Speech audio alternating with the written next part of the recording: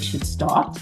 So, good morning, everybody. My name is Lori Milner, and I have the privilege of being part of Business Bootcamp, and the focus today is around personal branding.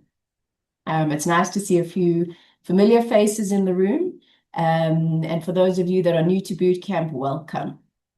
The way I like to structure this is we're going to run through the presentation, and then at about 10:20, I'm going to open up the room for questions. So if you don't mind, if you've got questions, just to write them down and hold them, and we will make space for them. So to kick off, I want you to think about, why do two entrepreneurs, similar skills, similar levels of intelligence, experience, why does one end up completely with a totally different level of success from the other? And it's not always about talent. It's not always about hard work, but it's about brand. And brand is not about logos or your LinkedIn posts or your social media feeds. Brand it's the emotional response people have when your name enters a room. So let's start to go back to basics. If we just think about some of the brands we've interacted with today, if it was a live workshop and we had more time, I'd ask you to feedback. But generally, the answers that I always get when I say, think about the brands you've interacted with, it's Colgate, it's some sort of a coffee, it's their car, but often Apple comes up or Samsung comes up. And then my next question would be, okay, so if we take Apple iPhone, what are the words, the images, the experiences that come to mind when you think about the brand Apple? And the words that often come up, the same ones, so innovation, expensive, always comes up, sleek design, Steve Jobs. So then the question is about, okay, well, then what is a brand?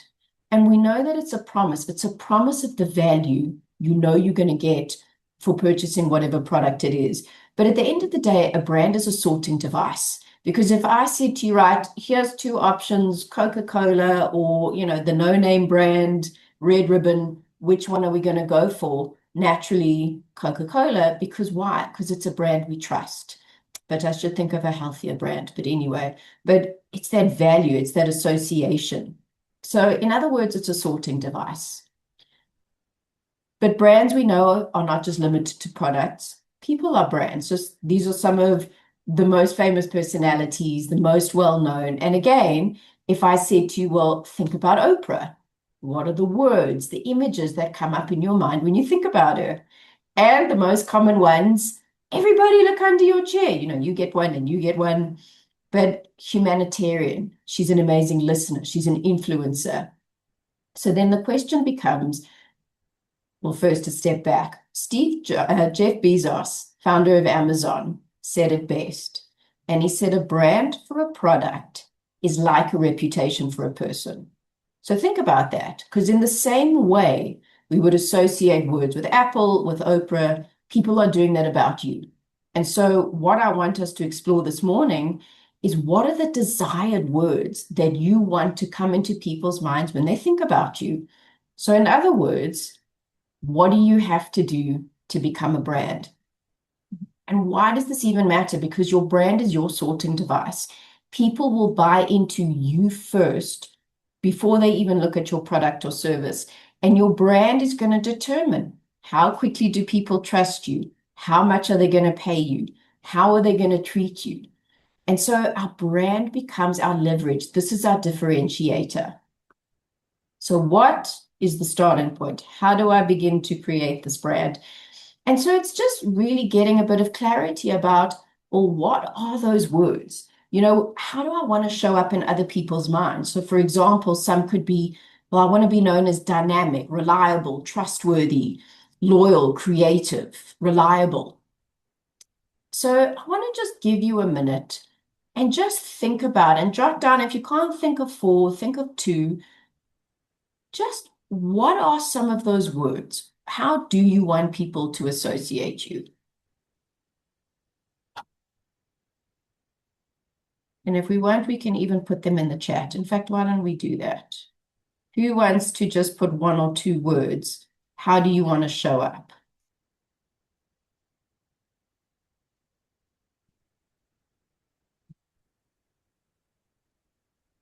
Otherwise, I'm going to pick on people.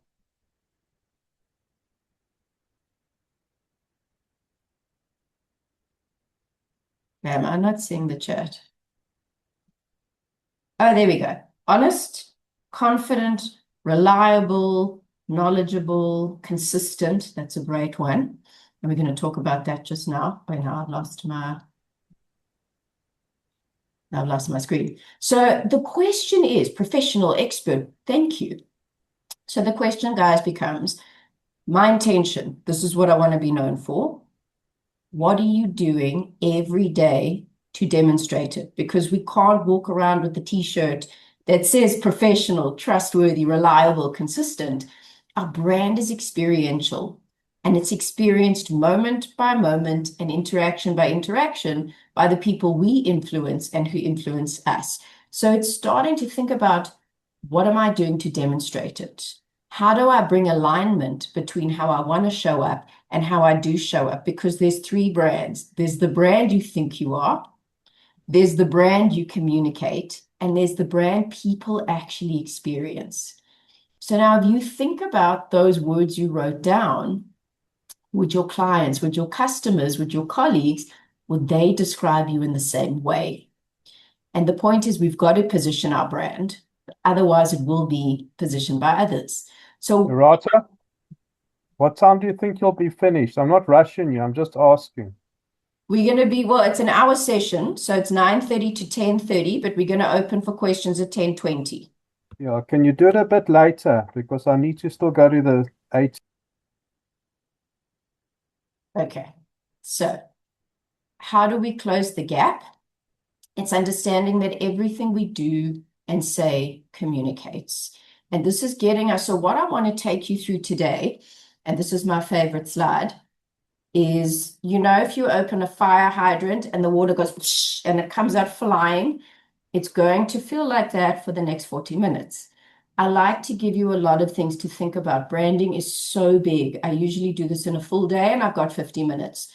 So I'm going to share a lot of different ideas. It's kind of, let's just look at a lot of aspects, and then it's up to you to say, okay, where do I want to take a deeper dive?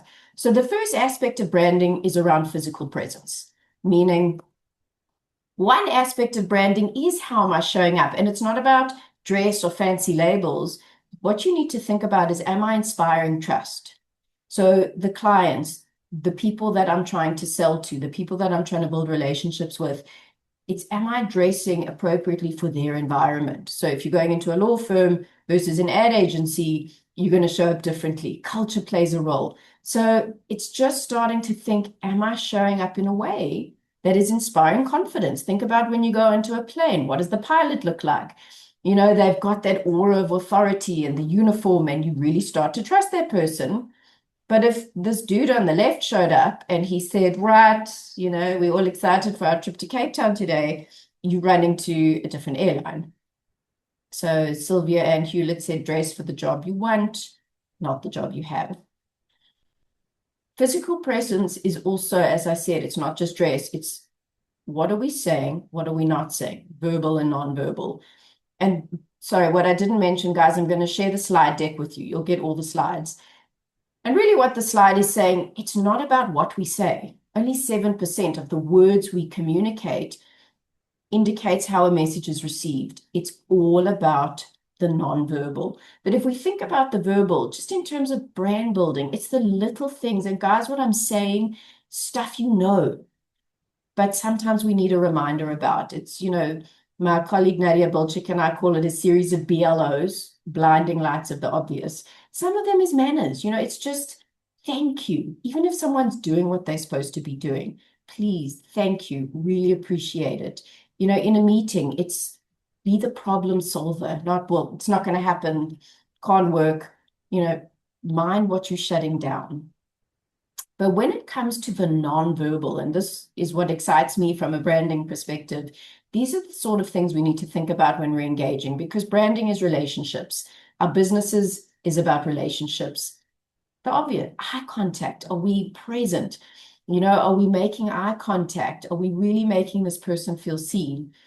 Our facial expressions. You could think to yourself, wow, this is such a great day, but you forgot to tell your face about it. And the amount of people that I work with, sorry, I didn't actually introduce what I do. I'm an executive coach and I'm a trainer. And in so many clients that I work with, their criticism is that they're not approachable, and just putting on a smile, just kind of softening a little bit, goes a long way to building rapport. Think about our body language.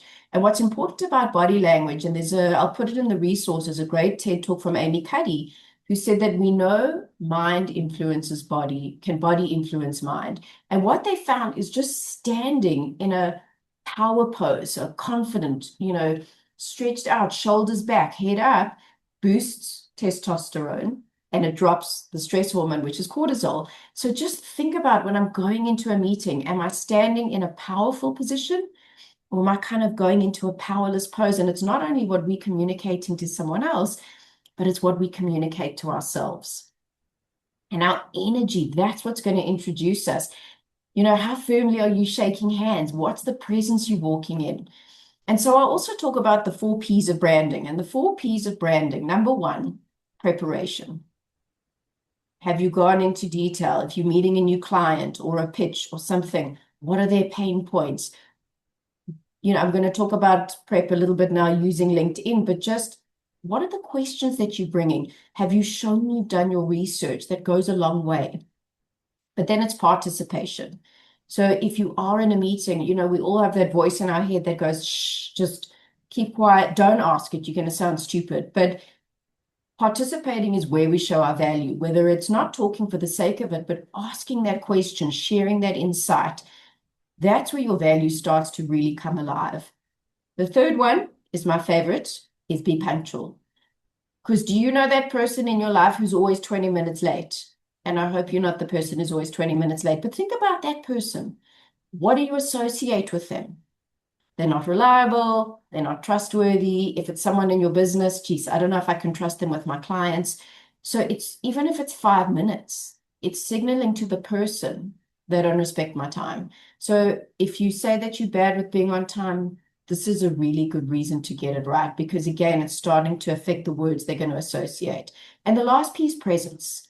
Just, am I there? Not arriving and flustered and my head's thinking about the next email, but presence, focus, and attention. So some of the prep stuff, use the power of LinkedIn. So before you're going into a meeting, just look for, what are their pain points? What's going on in the industry? Who are you meeting? What do they look like? I once met a CEO, and I went onto LinkedIn and I saw that he was a comrades runner. And so before, we had the niceties, good morning. And I said, wow, I saw that you've run the comrades. And his face lit up. And we just had about a 5-minute conversation about the comrades and how he preps.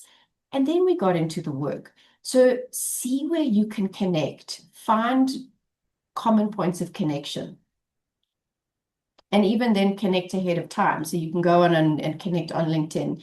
And it's about consistency. So is what I'm saying and my body language congruent? Some of this I'm going to go through quite quickly, but really your brand is your work. So it's just about consistency. It's about reliability. Take notes. If you're having a discussion, use their language when you're sending a proposal back.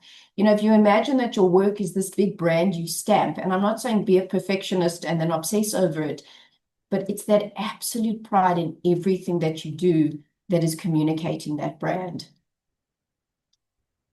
So now if we think about Apple, Apple does not just sell products. They sell experiences. And we all know, if you've been, and if it's not Apple, think about a brand you love. Now, the question is, what is your brand experience? Meaning, what is it like to work with you? So we're going to do a quick exercise that I want you to, if everyone's got something to write with, I want you to just draw a horizontal line across your page. And on one side, it can say first contact, and on the other side, after delivery. And then you can fill in the touch points. So see what relates to you. So maybe it's about, okay, discovery, then first call, proposal, onboarding, delivery, follow-up, payment process, ongoing relationship. You know, if you don't have time to write these all out, you can just sort of work with the slide. Okay, so you're thinking about these are the stages, the points of contact that the customer has to work with me. This is where my brand experience flows. Now think about what is a moment that feels premium and one that feels, just going to close the chat, a little bit rushed or a little bit messy, or maybe it's not as consistent. And then to think to yourself, if Apple ran your business, what would they redesign? So what is one upgrade that would elevate the experience? So maybe they've signed up with you. Maybe it's a great onboarding email. Maybe it's about responding faster. It could be in proposals. It could be stronger boundaries at the quoting stage. Maybe it's, well, I just want to get the client, so I'm going to go in at this rate, and then it burns us. So maybe it's a more structured follow-up. So branding is not one big thing. It's the removal of friction and the elevation of standards. So even if you said, okay, I'm not going to reinvent my business, but if I think about what it's like to work with me, if I could just tweak one little thing, and for you guys sitting in this room, it's not a redo. It's literally, it's like those tiny little tweaks, like a little brush stroke. That's going to make the difference. So it's just getting us to think, what is it like to work with me? And these are questions that you can start to sit with in your own time. So what transformation do you consistently deliver? What story are clients telling about you? What do you refuse to compromise on? What do you want your name to instantly represent? Where do you remove friction that others create? And what does working with you guarantee? So at the end of the day, we get a choice. We are remarkable or we get to be invisible, says Seth Godin. And something that I want to talk about is mistakes, because, you know, I'm talking about we want to be this brand and we want to be this smooth delivery, but mistakes are human and mistakes are going to happen. And this came out of an ad pre-COVID. It was KFC in the UK, and they changed suppliers and they ran out of chicken across 800 branches. And they didn't blame or shame. They owned it. They said, right, this is what's happened. This is what we're doing to fix it. And because they were so transparent, it boosted their brand equity. So it's the same with us. If we can see there's a delay, maybe something, you know, maybe it's something that got stuck at customs. Maybe there was just, you know, a lot of moving parts, and just purely out of your control, we dropped the delivery deadline. Own it. Pick up the phone. This is what's happened. This is what I'm doing to rectify it. You know, think about when you go to a restaurant and they completely mess up the experience. They bring the wrong food, or it was the wrong thing. And then they come and they go, we're so sorry, we're going to comp the whole meal, or here's a bottle of wine or free desserts. And you go, wow, they're amazing. So it's not the mistake, but the way that we show up to it and the way that we own it will make us a more powerful brand. Don't ever waste a good crisis. So what is the promise we are willing to keep? And it's not just about the promise, but it's how consistently are we keeping those promises, because that's what builds trust.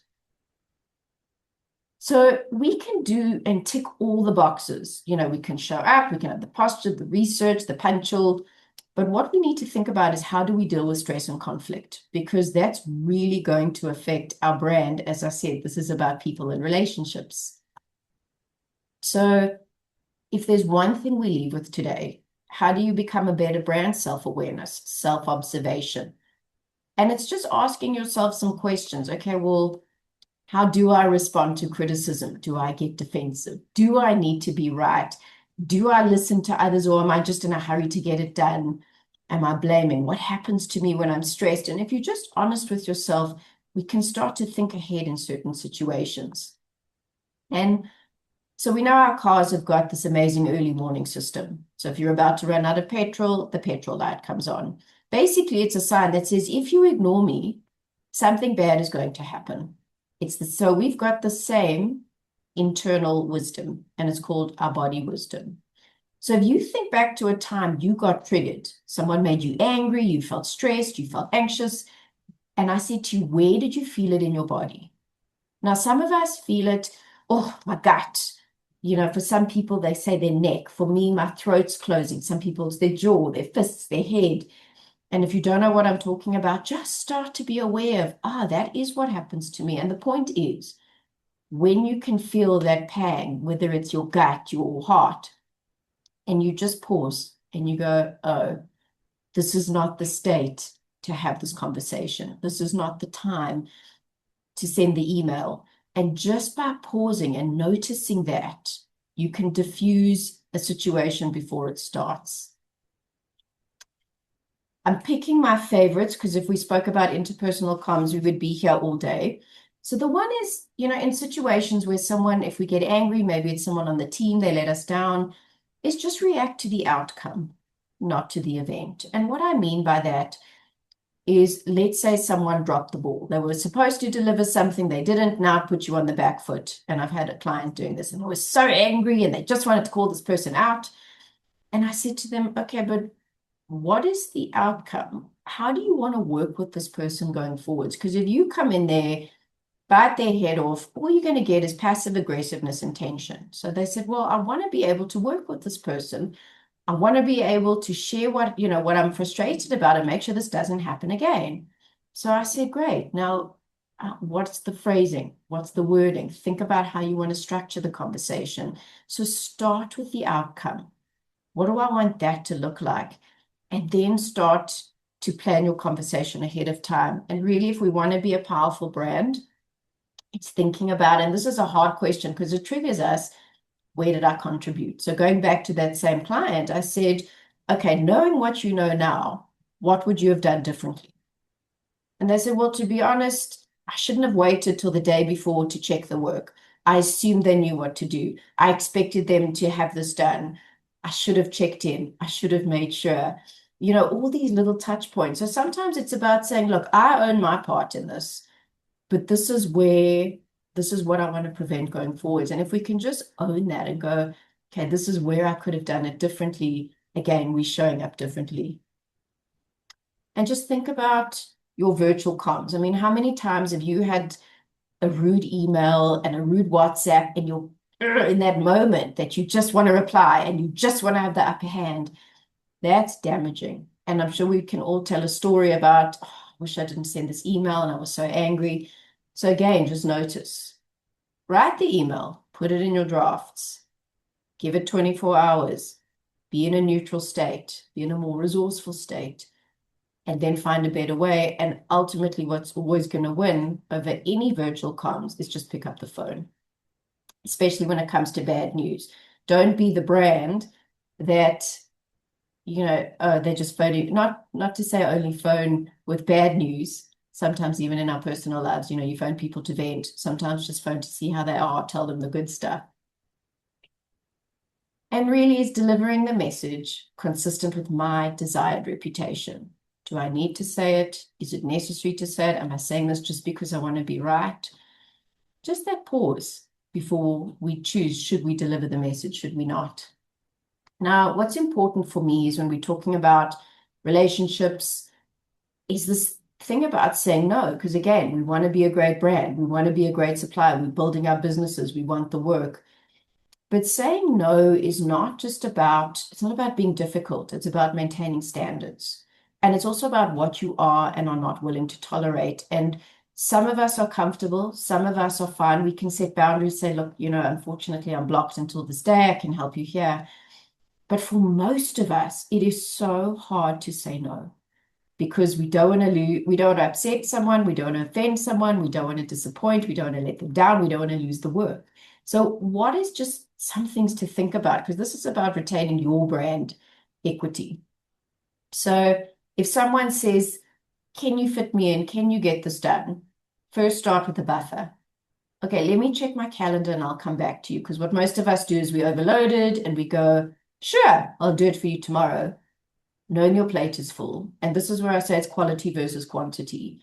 If you say yes just to try and please someone, but the delivery is not up to standard, you're as good as your last delivery. So the thing is not about compromising time, it's about managing expectations. So you could say, well, I'm actually fully booked until, maybe not, until Friday. I can help you Friday afternoon. Can we touch base Monday? And they'll probably say, yes, that's fine. We assume everything is urgent. So it's just starting to think. And if you have clients that know that you're this yes person and that you'll bend over backwards at the last minute, we get what we tolerate. So see if it's a pattern that people keep coming at the last minute. And sometimes we have to go, I'm so sorry. I wish you'd come to me sooner. And these are judgment calls. If someone's coming to us because they're desperate at the last minute and we can save the day, there are those times where we go, you know what, it's an all-nighter, but this is a great client. I'm going to do it. My point is notice if it's a pattern. So I'm not going to go through all of these because we've spoken about it, but also ask for the actual deadline. It's just starting to think, because also what we do is we block out time for ourselves. Okay, I'm going to work on this proposal. I'm going to get this done. And then we very quick to give it away and say, well, I'll do it after hours. So it's just starting to be more deliberate in terms of what are we doing with our time. And so the key to developing our no muscle is to develop the yes one. So branding, I've spoken about a lot of the external, but branding is equally what I call intrapersonal presence, meaning how are we showing up to ourselves? And just some things to think about. It's about mastering our thoughts. The research says we have between 12 and 60,000 thoughts a day. So I say, guys, you play on the 12,000 space, and ladies, we are north of 60,000. But the research is showing that over 80% of the thoughts we have every day are negative, battling guilt, shame, the inner critic. And so if we think about our phones, when they've got to do a software update, an OS update, you get the message, I'm going to update at midnight, you wake up, all the bugs are gone. For us, it's a manual process. We've got to start to check in the thoughts, the beliefs we've got, are they still serving me? Because they run the operating system of the story we tell ourselves. And this is everything as an entrepreneur and a brand. If you are walking into a presentation, you can have the posture, you can have the gift of the gab, but if inside you're going, you don't deserve to be here, you're an imposter, and on, it's going to come through. So is the story, are we fighting for our limitations? Or are we tuning into that inner coach? Because we become what we think about. I'm skipping slides for a reason. Don't worry, you're not missing anything. So a lot of what we do is not, so again, you can have a great calendar, you can have a great plan. Branding is also what is the state that I'm showing up to it in. And Cal Newport said, who you are, what you think, feel, and do, what you love is the sum of what you focus on. So think about when things are challenging, when things are hectic, when there's a lot of unknowns, where do we focus? Everything we can't control, right? And when you focus on everything you can't control, we get anxious. And I'm not talking chronic anxiety, but it's those looping thoughts, that monkey mind. How am I going to do this? How am I going to get it done? And anxiety is a very normal emotion. And it's really, if you imagine an internal flashlight, all the anxiety is, it's data. It's going, you are either too future focused. So I'm trying to control and predict what's going to happen, or I'm trying to control my external environment and everybody in it. And anxiety affects really high functioning, successful people because we all want to control our world. So my point is we're not going to do our best. We're not going to make our best decisions when we're coming from an anxious state. And so do an anxiety audit. So it's slow down. Okay, what do I know? What don't I know? Think about this incredible network. Who can I reach out to? Who's available to me? Sometimes there's things we can influence. So if you've got to have a courageous conversation, you can plan it, you can think about it. Maybe you've got an exam coming up. Okay, I can study, I can plan. But it's the things we can't control we need to let go of. And think about how many times we anticipate a worst case scenario. Conversation's going to go so badly. I'm going to get fired. I'm going to lose the account. And then we bring it into the present and we start living it, only to find out it was never what we expected. And we can all share a story about, yeah, my phone rang and I saw it was a client. And between the time of pressing the green button and speaking to them, I'd already imagined I'd lost the account, my business closed, and they were there to give you another offer. So it's just Move into expect the best. Notice when you're going into that expect the worst. And the stuff we cannot control, let go of. Breathe, pause, focus on something you can control. Who are the clients you can reach out to? Can I build relationships? Can I work on the business? Can I work on the brand? Can I work on thought leadership? There's always elements that we can focus on. And how do we change focus? Because we can get stuck in that rut is with a better set of questions. So not why does this happen to me, but what is this here to teach me? How can I grow from this? Okay, where's the opportunity? One of my favorite questions I use from Tony Robbins is he said, how can I make this more successful than I ever dreamed and have fun doing it? Because sometimes we tend to lose the fun. And if we think about branding, what is branding? Everything is about language. Everything is like the words are meticulously chosen. And the word we attach to our experience becomes the experience. So if you think about the habitual words that you use every day. So, if I said to you, if someone comes up to you and they go, Tracy, how are you? And you, Lori, I'm so stressed. I'm stressed with the word, I'm stressed. It's just so hectic. It's just chaos. And those start to have a biochemical effect on us. The phrases that we use, this is too much for me. I can't cope. Why did I do this? It's just never going to work. We're starting to hypnotize ourselves, and that starts to have an impact on our brand. If you think about a marketing campaign, you wouldn't use that provocative, that emotive language in a negative way. So the question is, start to think about the language that you're using. So instead of telling yourself, oh, I'm so frustrated and angry with that person, if you went, oh, I'm peeved, it's bringing some lightness. It's not taking away the seriousness, but you're removing that emotional charge. Think about, listen to the words your kids use, listen to the words your partners use. I mean, God bless my mother. Everything is a nightmare. Whatever it is, it's just a nightmare. Clients will say to me, they had a conversation and they go, they wounded me. And I just said, or they'll use words like, I'm just stuck. And I'll go, but are you stuck or are you uncertain? Because stuck feels claustrophobic, but I can unravel uncertainty. So it might sound like positive thinking or, just tell yourself good words, but it really has more impact than you imagine. And especially the words always and never.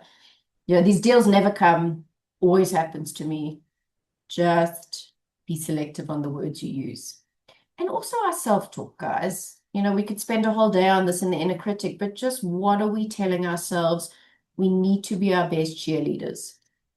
Because Tim Ferriss said, if you want to do more, be more, and have more, it starts with the voice no one hears. And I think we could all be a lot better without our inner critic. So an important part of branding, and it might seem like a little bit out of context, guys, you are only as good as the energy you bring to something.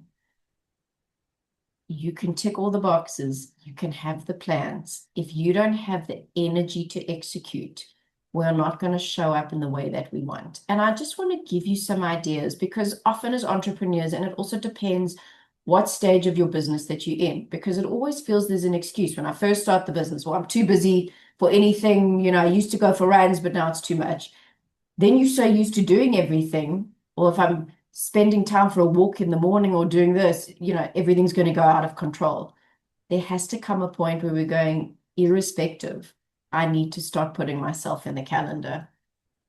So it's less about doing email better and more about doing energy better.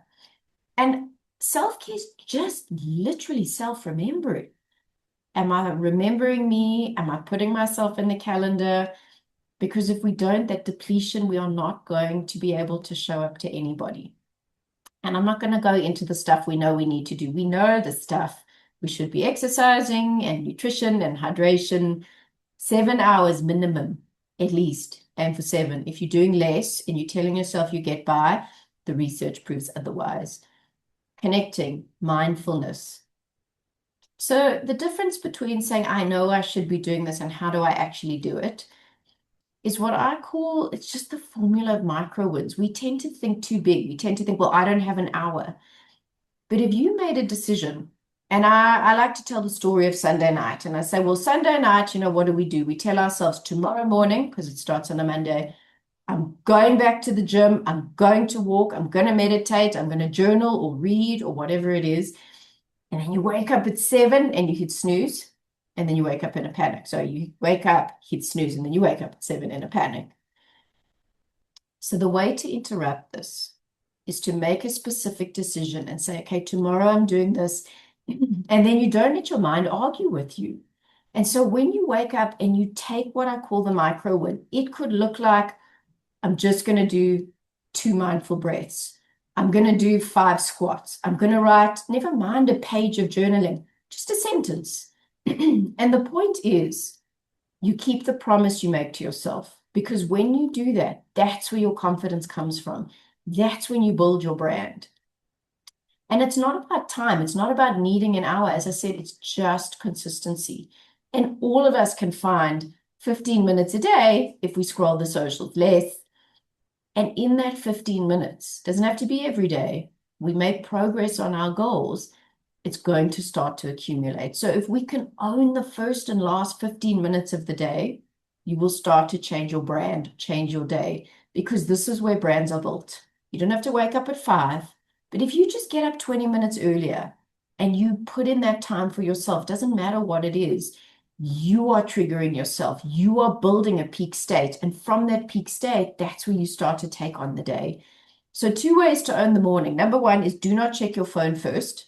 Because as soon as we check our phone first, guess what? We go, everybody else, and this is urgent. And then we don't land up committing to ourselves. We break the promise. And don't hit snooze.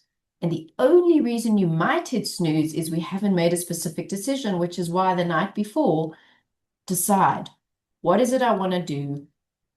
And then set yourself up for success. So put out the close, the username, the password, and also one little micro habit to help you sleep better, calmer, is replace scrolling with reading. We scroll before bed, we do our emails before bed, we work before bed. Put that away, read, do a gratitude journal, meditate, but that little tweak will make a big difference. So if we think back to who am I at my best, it was, people will say to me, often they say to me just before kids, but it could be in school, it could be in a certain, time in your business. And I'll say, great, what were you doing? And they go, wow, I was actually planning my days, or I was running 3 days a week, I was playing soccer, I was swimming, whatever it is. And I'll say, and now, no, I don't do that anymore. So just think about what is something I can start to bring back. So the question is, where are you leaking energy now? Where does it not need to go? And a better question, because we say we don't have time, where can I replace control with trust? Because again, if it's our baby, this is my business, I don't trust other people. Where can I start to delegate? Where can I start to build the team? And if we can start to just let go of one, or it may be a meeting, a report, or something, we're going to make up more space for ourselves so that also we can focus on the right things of our business. And what's really important in terms of building energy is acknowledging your wins, because we're really good at achieving, setting a goal, and then we go, yeah, next thing. We have to acknowledge what we've done, an achievement, an award, a great performance. Even if you think, wow, look at the clients I've got now. Nobody cancels my meetings anymore. Those are wins. And it's about integrating it into identity. And at the end of the day, because we go, oh, I know, I should do this, we get to choose rather a warning or an example. Meaning, don't be the entrepreneur who lands up in burnout. Be the one who role models self-care and my business and my family and everything else in between. So I'm skipping a few things because there's a really important concept I want to talk about. But what I'm going to show you here, and you'll get it in the slides, is again the obvious. Our presence comes in at touch points. The way we email, checking people's names, the spelling, how we are messaging on WhatsApp, what does that photo look like? Please download Grammarly. There is never a need for a typo again. And meetings, whether it's virtual or in person. How am I showing up? Am I ready? Am I prepared? Am I making notes? What does that look like? Oh, and be on LinkedIn. It's an amazing networking and just, get involved in conversations. Maybe there's a client you want to meet. So instead of just going first and say, doing a pitch, start to engage with them. If they may write an article, comment, get into a rapport with the person, and then it's easier to do that. And please make sure you have a photo on your LinkedIn profile. So guys, I'm going to skip to what I think is the most important part of today. You'll get the gist with this. Okay. So for me, branding and moving into the next level is about identity management, meaning every time we move into a new phase of our business, it's like we need a new version of ourselves to take it forward. We can't expect different changes based on our current identity. And I love this concept when I say identity of your future self. So if I said to you, are you the same person you were 5 years ago? Where were we now? So that's kind of like still in the little bit of COVID. Are we the same person? Definitely not. So are you going to be the same person in 5 years' time? Arguably, definitely not. But if you think back to that COVID you, did you say to yourself in 2026, where we're on the 5th of March, this is who I want to be? But for most of us, we just went with the flow and here we are. But what if you could consciously design what that future you looks like? Because if you can see current you and future you as two different people, you will start to make different decisions. And that is ultimately going to affect your brand. Because let's say that you in 5 years' time, you imagine this great picture for yourself, but it entails a lot of public speaking. But the you of today has gone, oh, so bad with that. I'm shocking. For me to show up to my future self, I need to be authentic to them, meaning I need to get comfortable putting myself in those situations so that I can deliver for them. And your future self, when you start to imagine that new identity, it becomes a filter. What I'm saying yes to, what I'm saying no to, where I'm putting my time, my focus, my attention, my energy. It's congruence. And why do we need a compelling future vision? Because when I have clients that come to me and they say, Lori, I'm just stuck. I'm stuck. I've lost my motivation. I've lost my purpose. It's because they don't have a compelling future vision. It feels like monotonous. Nothing's going to change. And if we just, if you get into the car and you don't put in an end destination in Waze, you're just sort of going to circle around. But if you put in that end destination, and it gives you a guideline. You can decide, I don't want to go that way. You know what? Instead of going there, I'm going to change the destination, but it gives us direction. It gives us clarity. So these are the questions when you think about creating your future self. These are the things to think about. So what have I outgrown, but I'm still tolerating? So what misalignment would my future self identify early and decline confidently? What standard would they uphold, even when it's inconvenient? Where am I operating below the level I say I want to reach? So standards are not about being difficult, but congruent about how you want to operate. How do you want your days to go? How do you want to live by design? How do you want to work with your clients? What do those SLAs look like? But if you think about your future self from an energy perspective, what are the drains that they've removed? How do they protect their energy? How do they structure their day differently? What do they stop doing? And what are the rituals they do that builds energy? If you think again, oh, I hate conflict, I avoid it. Think about your future self. How are they going to walk into the room? How are they going to handle difficult conversations? How quickly do they address misalignment? Because sometimes we wait and we wait and we wait, and then it's the thing we're trying to avoid, we create because we didn't want to disrupt the harmony. How do they respond under pressure? How resilient are they? Do they react or do they respond? How do they show up to setbacks and challenges? And then if you think about from a business perspective, how do they price? Are they doing it at the right that because they value themselves and they know what they're going to bring and they're pricing for that? Because a lot of us, that's a big question mark now. How do they talk about their value?